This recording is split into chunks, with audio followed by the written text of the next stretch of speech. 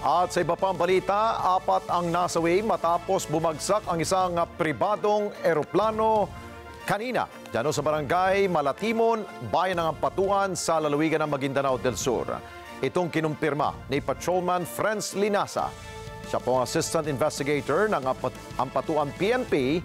Sa panayam po yan ang inyong lingkod sa Responde sa Radyo Agila. Anya, 80% sila na ang mga biktima ay pawang mga dayuhan. Batay po yan sa kanilang kulay. Lahat din anya sa mga biktima ay pawang mga lalaki na nasa edad 40 hanggang 50 anyos. At sa inisyal na ulat, ang mga biktima ay lulan ng Beech King Air 300 fixed-wing multi-engine aeroplano na may tail number N349CA. Bukod sa mga biktima, isang kalabaw ang nahagip rin ng bumagsak na eroplano. Bumagsak kasi pong eroplano sa palayan at nagkahati-hati at nagkahiwa-hiwalay ang mga parte ng eroplano habang ang mga biktima ay nagtamuho ng matinding sugat sa kanila pong katawan.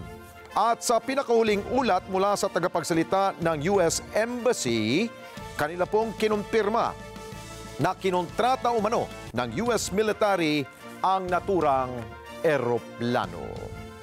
Maraming salamat sa inyo pong pagsubaybay sa Mata ng Agila Primetime. Para malaman ang matatag, matapang at matapat na mga balita, i-follow lamang at mag-subscribe sa AtNet25 TV.